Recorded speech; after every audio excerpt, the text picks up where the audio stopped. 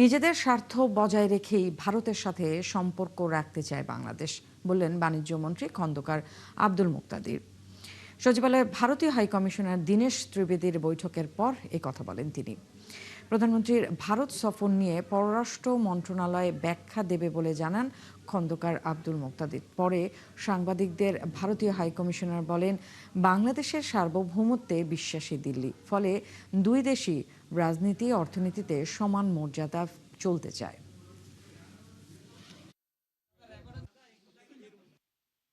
দুই রাষ্ট্রের তরফে অনেকগুলি বিধিনিষেধ এসেছে।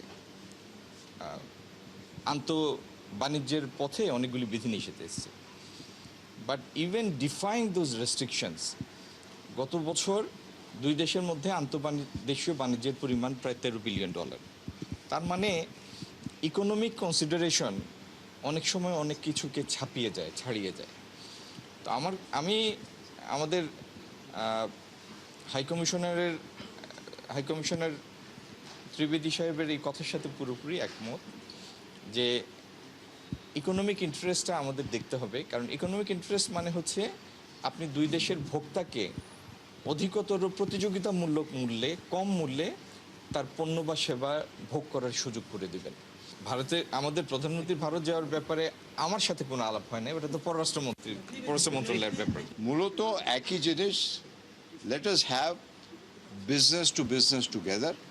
Politics will continue in its own way, but business সাধারণ মানুষের যা পাওনা আছে ওইটা আমাদের দেওয়ার দায়িত্ব।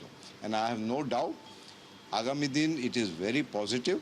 Let it take its own time and let us work together.